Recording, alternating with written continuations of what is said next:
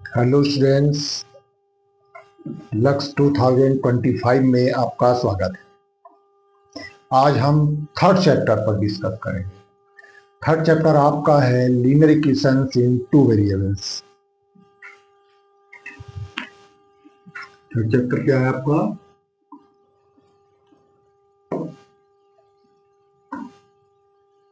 Linear equations in two variables.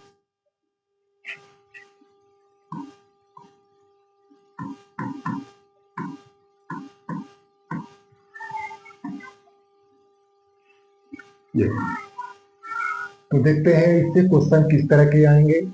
तो concept से के बेस पर इसमें एमसीक्यूज और short answer type first, short answer type second, concept base के क्वेश्चन होते हैं अधिकतर। एमसीक्यूज और शॉर्ट आंसर टाइप फर्स्ट तो बिल्कुल कॉन्सेप्ट बेस पर आते हैं। तो चलिए कॉन्सेप्ट देखते हैं इसका क्या है। स्टैंडर्ड फॉर्म देखें।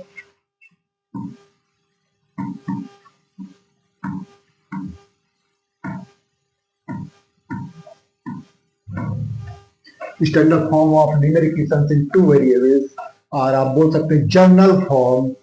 तो जनरल फॉर्म में स्टैंडर्ड फॉर्म इस तरह का होगा: ax plus vy plus c equal to 0। दो वेरिएबल होंगे। लीनियर इसलिए बोला जाता है कि डिग्री 1 के पोलिनोमियल, डिग्री 1 के है ये इक्वेशंस है, ठीक है। तो एक एक्स का टर्म होगा, उसका कोफिशिएंट ए हमने यहां लिया है। जनरल टर्म में ए ऑलवेज यूज होगा। बाई का टर्म है सेकंड टर्म, जिसका कोफिशिएंट बी है। एक फ्री कांस्टेंट टर्म्स है सी।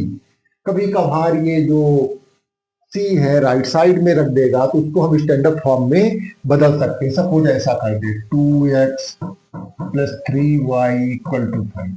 तो स्टैंडर्ड फॉर्म में बनाने के लिए 2x plus 3y minus 5 equal to 0, ये स्टैंडर्ड फॉर्म में हो गया। यहाँ A B C real numbers हैं, तो रियल नंबर्स है, negative positive zero rational irrational सब हो सकते हैं। तो ये जनरल फॉर्म हुआ है। अब आगे देखते हैं रिप्रेजेंट क्या करता है। लीनियर इक्वेशन है, एक स्ट्रेट लाइन रिप्रेजेंट करेगा। तो दूसरी चीज इसमें आपको दिमाग में रखनी है, अ लीनियर इक्वेशन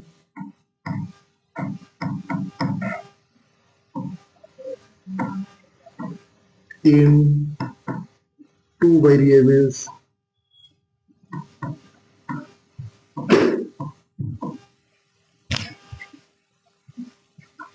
represents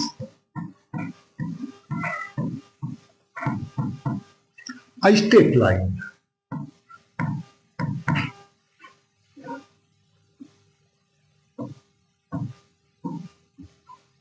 ये एक स्ट्रेट लाइन को रिप्रेजेंट करता है। अगर हम कार्टेशियन सिस्टम में, जिसमें आप एक्स एक्सिस वाई एक्सिस वो सब लेते हैं, तो अगर इसका ग्राफ ड्रा करेंगे, नाइन्थ में आपने ग्राफ ड्रा करना सीखा है, तो एक स्ट्रेट लाइन मिलेगा। अब इसके सलूशन कितने होंगे? तो स्ट्रेट लाइन में जितने पॉइंट पॉसिबल होंगे, तो कितने पॉइंट होंगे? Infinitely many linear equation in two variables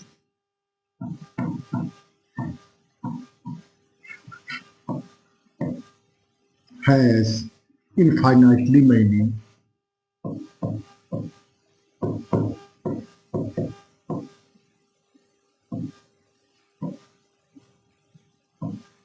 solutions।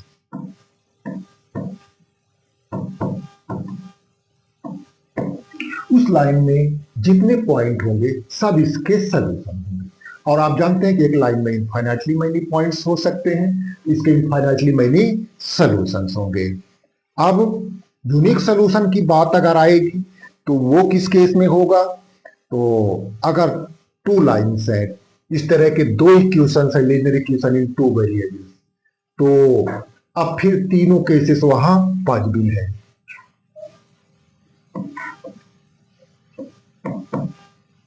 two linear equations in two variables may have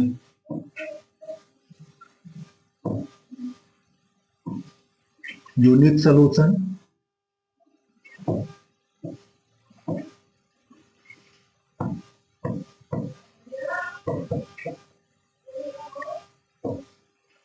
infinitely many solutions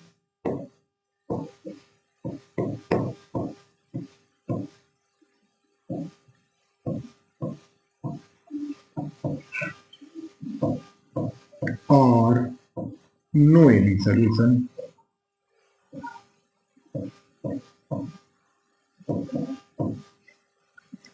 तो अगर दो लीनियर इक्वेशन दिए हैं तो उनका कंबाइंड सॉल्यूशन देखना है, तो तीनों केसेस हो सकते हैं। उसमें हो सकता है उसका एक यूनिक सॉल्यूशन मिल जाए, यानी एक सिंगल वैल्यू x की और एक सिंगल वैल्यू दूसरे वेरिएबल y की मिल जाए, या बहुत सारी वैल्यूज मिले जो दोनों इक्वेशंस को सेटिस्फाइड कर रही हैं, या फिर एक भी ऐसी वैल्यू ना मिले। तो वो केस हम डिस्कस करते हैं, वही मेन कॉन्सेप्ट है इस टॉपिक का। तो देखते हैं नेक्स्ट पेज में। अब सपोज करें वो दो इक्वेशन इस तरह के हैं,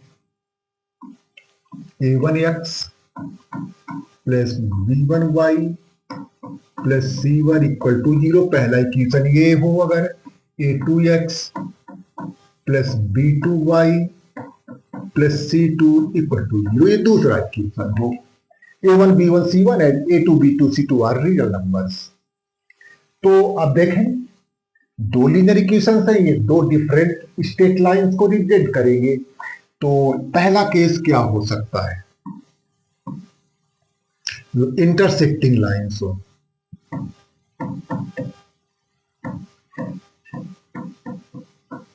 इंटरसेक्टिंग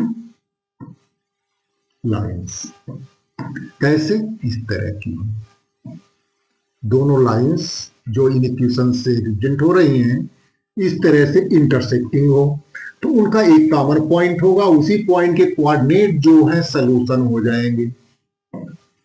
तो इस केस में क्या होगा, यूनिक सॉल्यूशन होगा। ठीक है, इस केस में क्या होगा, यूनिक सॉल्यूशन होगा। इंटरसेक्टिंग लाइन, या मैं ऑब्लिक में लिख देता हूं यूनिक सॉल्यूशन। और इसकी कंडीशन है a1 upon a2 not equal to b1 upon b2। किसकी कंडीशन है, पैरेलल लाइन इंटरसेक्टिंग लाइन की भी यही कंडीशन है, और वही यूनिक सॉल्यूशन की कंडीशन है, क्योंकि इंटरसेक्टिंग लाइन के केस में सॉल्यूशन यूनिक होगा, एक सिंगल वैल्यू x की और y की मिलेगी। तो पहला केस हो गया। दूसरे में आता हूं, कोइंसाइडेंट लाइंस। कोइंसाइडेंट लाइंस यानी ये एक ये लाइन गई और दूसरी ठीक इसको हर इस पॉइंट पर इंटरसेक्ट करती हुई, टच करती हुई, ओवरलैप करती हुई ये गई कोइंसाइडेंट लाइंस। तो यहां दोनों लाइंस एक दूसरे को इनफाइनाइटली मैनी पॉइंट पर इंटरसेक्ट कर रही हैं और वो हर पॉइंट सॉल्यूशन होंगे। तो इसके कितने सॉल्यूशन होंगे, ठीक है, इनफाइनाइटली मैनी सॉल्यूशंस।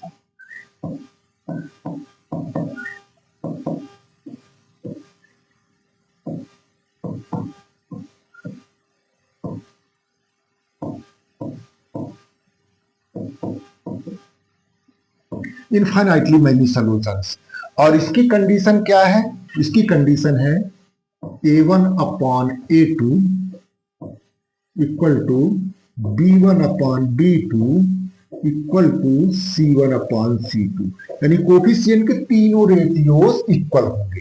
पहचान है इसके इक्वेशन कैसे होंगे दोनों, अगर एक 2x plus 3y plus 4 equal to 0 है तो जो दूसरा इक्वेशन होगा जस्ट इसका कोई मल्टीपल होगा, हर टर्म किसी एक नंबर को मल्टीप्लाई करने पर आएगा। जैसे सपोज मैं 2 से कर दे रहा हूं, 4x plus 6y plus 8 equal to 0, तभी होगा a1 अपान a2 1 अपान 2, b1 अपान b2 1 अपान 2, c1 अपान c2 1 अपान 2। तो जस्ट दोनों इक्वेशन क्या होंगे, एक दूसरे के मल्टीपल्स में आएंगे। ठीक है, तो दूसरी कंडीशन हो गई। अब तीसरी कंडीशन में आता हूं। तीसरी कंडीशन क्या है? Parallel lines.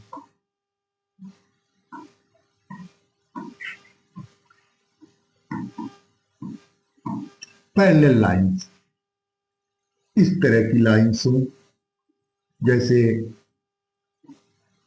ट्रेन की पटरी होती है, कभी ये इंटरसेक्ट नहीं करेंगी, चलना साथ साथ है, मिलना कभी नहीं है। चलना साथ साथ है, मिलना कभी नहीं है। वो एक निश्चित दूरी बनी रहेगी, ये कभी इंटरसेक्ट नहीं करेगी। तो इनमें कोई कॉमन पॉइंट नहीं होगा। जब कोई कॉमन पॉइंट नहीं होगा तो इनका कोई सोल्यूशन नहीं होगा। नो सोल्यूशन का केस है ये किसका केस है? No solution, no any solution. और इसकी कंडीशन है A1 upon A2 equal to B1 upon B2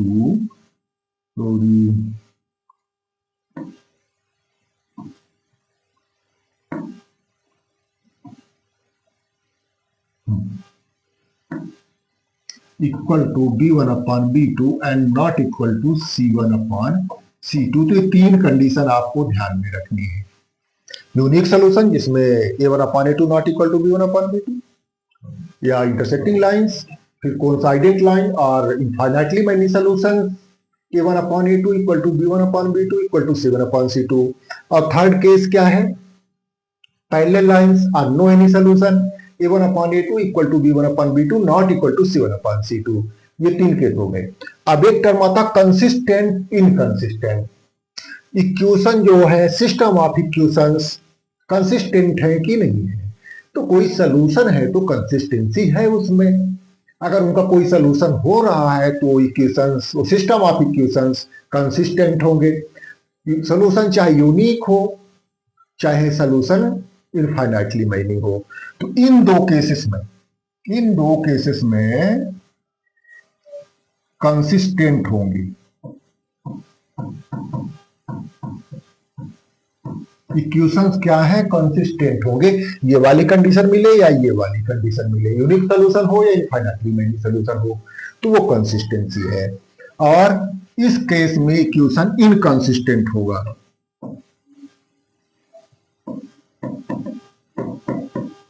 कोई सोल्यूशन ही नहीं है, कोई सोल्यूशन ही नहीं है। कंसिस्टेंसी, अगर आपको हम बोले कि आप इस स्टूल को, बड़े बेंच को उठा लीजिए, कोशिश करेंगे, उठा लेंगे। अकेले नहीं तो दो लोगों में से उठा लेंगे, ठीक है।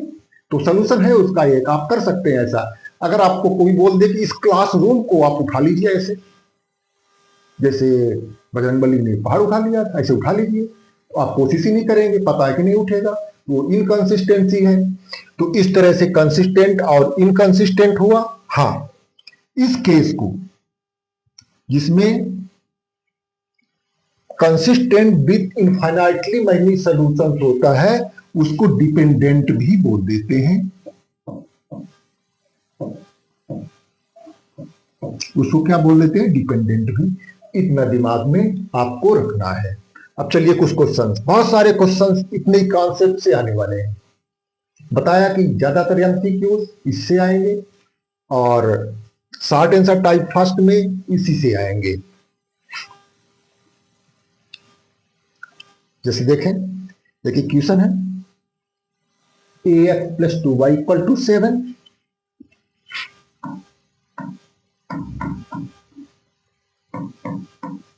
एक ये इक्वेशन दिया है। फिर अगला है 3x plus by equal to 16।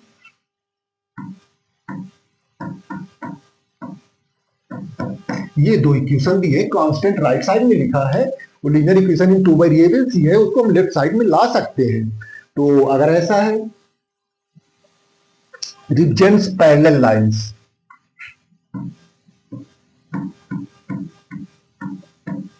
represents parallel lines, then find the value of a into b। ये निकालना है। तो हमें a1 b1 c1 a2 b2 c2 list करना होगा। इसको आप स्टैंडर्ड फॉर्म में यही लिख लें, ax plus 2 2y minus 7 equal to 0 standard form में आ गया। इसको यही बना लें 3x plus by minus 16 equal to 0। a1 b1 c1 या a2 b2 c2 आपको लिस्ट करना हो तो a1 हो जाएगा यहाँ वो पहले इक्वेशन में x का कोफिशिएंट a, b1 हो जाएगा 2 और c1 हो जाएगा माइनस 7। सेकंड से a2 3 b2 b c2 minus 16। ये पैरेलल लाइन रिप्रेजेंट करते हैं तो कंडीशन फॉर पैरेलल लाइंस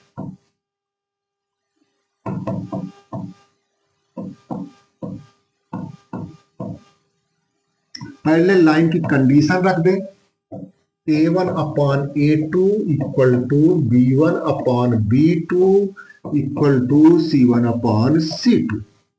अब मैं पुट करता हूं a upon 3 equal to 2 upon b and not equal to minus 7 upon minus 16। ठीक, तो अभी इन्हीं दोनों से आप क्रॉस वाइज मल्टीप्लीकेशन कर सकते हैं। ये फर्स्ट दो पेयर लेके a into B equal to 6, A B equal to 6 हो गया। तीसरे का यूज यहां से सिर्फ नॉट इक्वल टू में आएगा कि b कितना नहीं हो सकता है। इसको सॉल्व करेंगे माइनस 7b, यहाँ इसमें जरूरत नहीं है, आंसर आपका आ चुका है। लेकिन अगर इन दोनों को सॉल्व करते हैं तो minus 7b not equal to minus 32 और इस तरह से इसको लेंगे तो ये किसके इक्वल नहीं है। उसका यूज तब होगा जब हम ए बी की दो वैल्यूज आए तो डिसाइड करने के लिए क्या होगी क्या नहीं होगी। ये आपका इसका सॉल्यूशन है। ठीक है, next question 3/2x plus 5/3y 3/2x plus 5/2y equal to 7 पहला इक्वेशन है। दूसरा इक्वेशन आपका है 3/2x प्लस 2/3y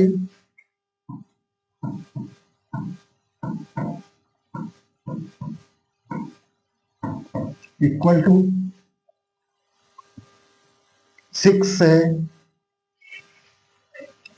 आपको चेक करना है कि जो ये लाइन रिप्रेजेंट करेंगे वो पैरेलल होंगी या इंटरसेक्टिंग होंगी कि कोइंसाइडेंट होंगी। तो फ्रैक्शनल नंबर से आपको डील करने में दिक्कत होती है या कि टाइम लग ही जाता है, गलतियों के चांस होते हैं। एक लाइन में आप इनको बना सकते हैं, फ्रैक्शनल पार्ट हटा सकते हैं। इक्वेशन है किसी एक नंबर को मल्टीप्लाई कर सकते हैं दो बोथ साइड में। तो इसे 2 और 2 है, दोनों का एलसीएम 2 होता है। एलसीएम चाहे लेके साइड चेंज करें, सिंपली ऐसा कर लें 2 और 2 है, उनका एलसीएम 2 होगा।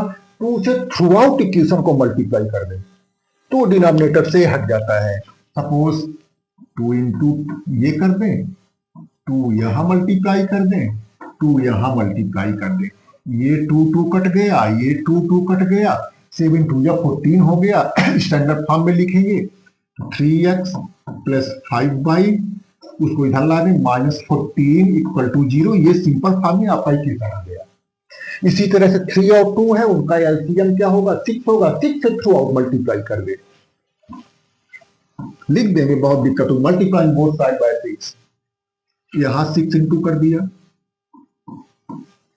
यहां 6 इंटू कर दिया, 2 3 जार 6, ये मिल गया आपका 9x, 3 2 जार 6, ये मिल गया 4y और इक्वल टू 36 में माइनस 36 इक्वल टू 0। अब वो बोला है कि लाइन्स इक्वेशन जिन लाइन को रिप्रेजेंट करेंगे वो इंटरसेक्टिंग होंगी कि पैरेलल होंगी, कोइंसाइडेंट होंगी। तो तीनों रेशियोज आपको निकालना होगा। a1 b1 c1 चाहे लिस्ट कर लीजिएगा, मैं सीधे निकालता हूं। a1/a2 पहले निकाल लू, 3/9 1/3, b1/b2 निकाल लीजिए, 5/4 कोई कैंसिल आउट नहीं होगा, यही रहेगा। c1/c2 निकाल लीजिए, -14/-36 कुछ कैंसिल हो सकता है। 2 7 are 14, 2 18 are 36, तो 7/18। तो 3 में से कौन सी कंडीशन अप्लाई हो रही है यहां? 5 है।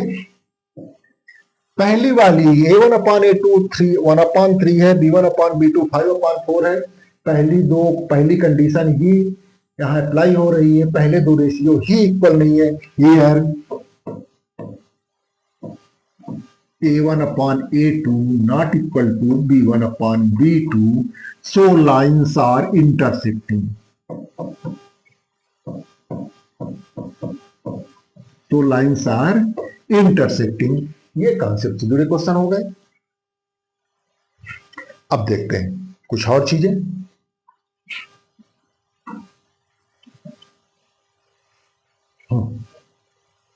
एक और क्वेश्चन है, y = 2 and y = 3 -3 has unique solution or infinitely many solutions or no solution। y = 2 एक लाइन है, y = 2 and y = -3।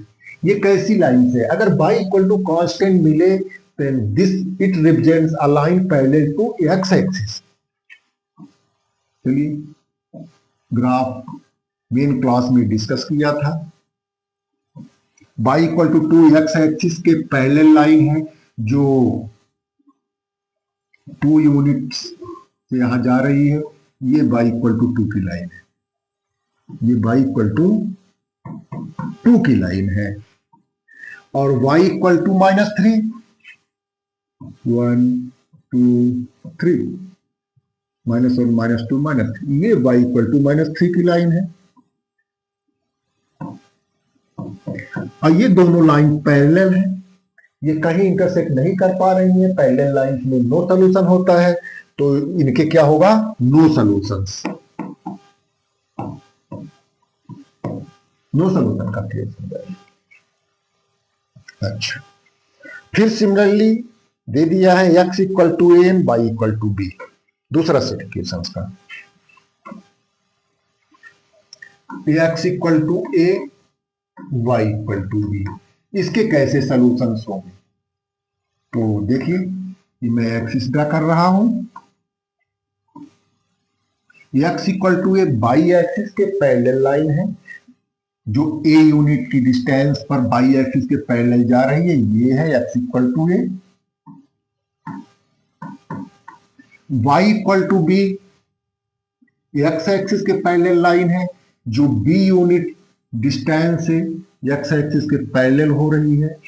ये y = b है।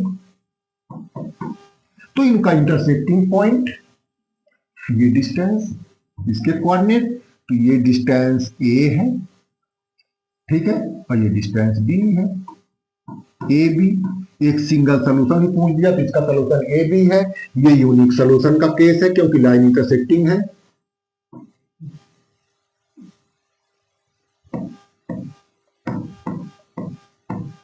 यूनिक सोल्यूशन का केस है।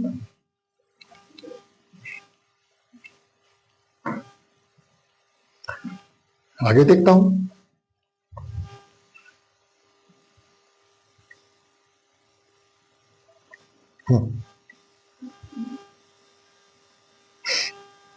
If 2x + 3y = 7,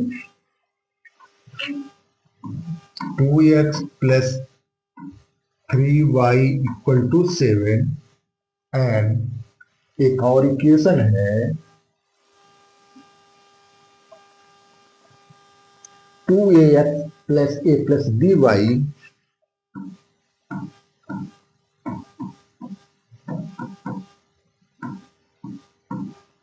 = 28 have infinitely many solutions।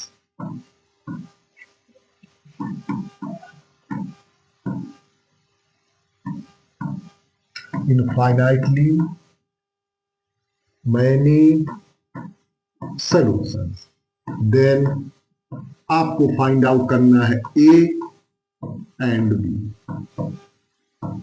ठीक है ना, ये फाइंड आउट करना है। तो आप इनफाइनाइटली यहाँ A1 2 B1 3 और C1 कितना होगा? 7 को लेफ्ट में लाएंगे, -7 है, ध्यान रखिएगा मैं लिस्ट नहीं कर रहा हूं। A2 2A B2 A + B C2 -28, और मैं इनफाइनाइटली मैनी सोल्यूशंस की कंडीशन रखता हूं, A1/A2, B1/B2, C1/C2 means 2/2A, 3/A plus B, and third है C1/C2 -7 -28। सिंपली कुछ कट जाए तो काट दीजिए, थोड़ा छोटा हो जाएगा। तो ये मिला आपको 1/A, 3/A प्लस B, 1/4। अब इन दोनों को सॉल्व करेंगे, आप एक इक्वेशन मिलेगा। बेटर होगा फर्स्ट और लास्ट वाला रेशियो करें तो डायरेक्ट वैल्यू निकल आएगी आपकी, ठीक है ना। क्या 1/A इक्वल टू 1/4, चाहे क्रॉस वाइज करके सॉल्व करें, जैसे सॉल्व करेंगे इक्वल टू 4 आ जाएगा।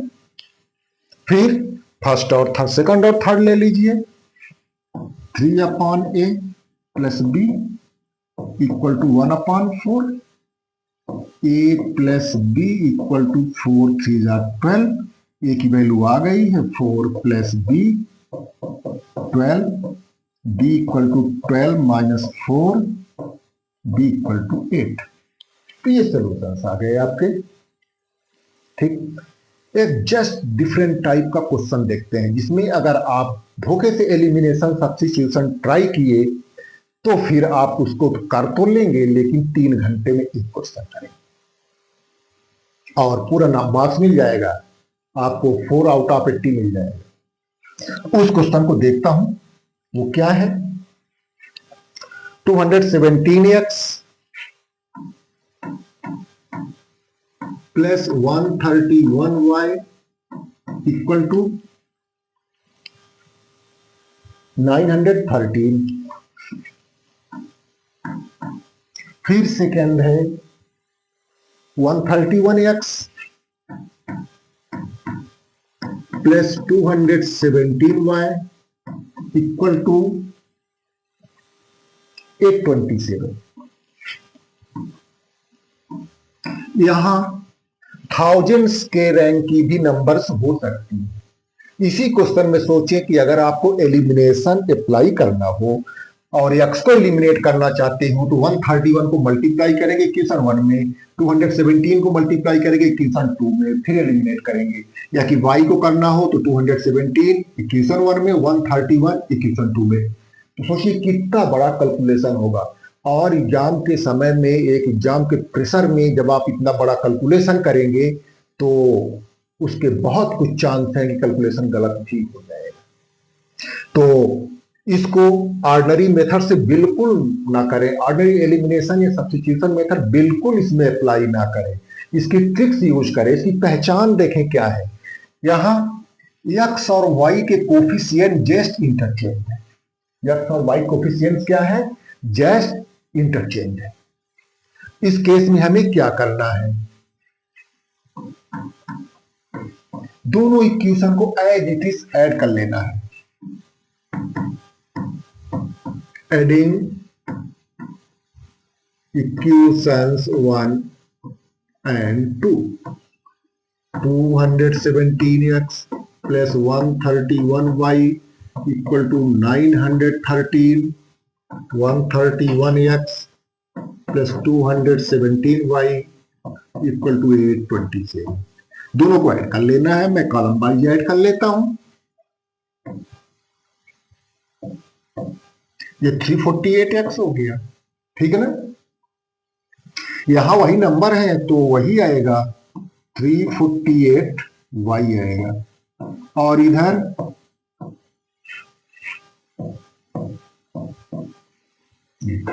पूरा इक्वेशन 348 से डिवाइड हो जाएगा। 348 5 7 1740 चेक कर लेंगे तो ठीक है। तो 348 से डिवाइड कर लें, x प्लस वाई और इधर आ जाएगा 5। ये एक सिंपल सा इक्वेशन 3 हो गया। फिर सब्ट्रैक्टिंग इक्वेशंस 1 and 2, 1 में 2 करें या 2 में 1 करें, किसी को किसी में करें। तो देखें 217x plus 131y equal to 913, 131x plus 217y 827। Subtract करना दोनों इक्वेशन को, नीचे वाले इक्वेशन की साइन चेंज कर दीजिए, कॉलम वाइज काम करना है। तो अब यहां सबट्रैक्ट करें,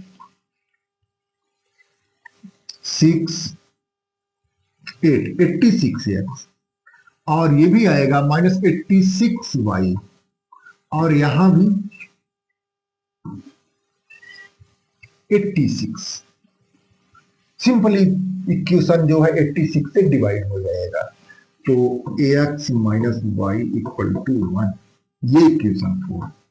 अब आप इक्वेशन 3 और इक्वेशन 4 में एलिमिनेशन और सब्स्टिट्यूशन अप्लाई करेंगे। तो अब मैं उसको रफली कर देता हूं आगे। 5x minus Y equal to 1, Y eliminate हो रहा है, 2x equal to 6, x equal to 3 और x की वैल्यू किसी एक में पुट करेंगे तो 3 plus Y equal to 5 and y equal to 5 minus 3 y equal to 2। ये फाइनल आंसर इसका हो गया x equal to 3 y equal to 2। और इसको आप सोच सकते हैं कि अगर ऑर्डिनरी एलिमिनेशन से आप करते तो कितना समय लगता, और उतना समय लगने के बाद क्या गारंटी होती कि कैलकुलेशन सही होता, आंसर सही आ जाता। तो चलिए आगे के क्वेश्चन हम कुछ बड़ प्रॉब्लम्स होंगी नेक्स्ट वीडियो में आपको देंगे।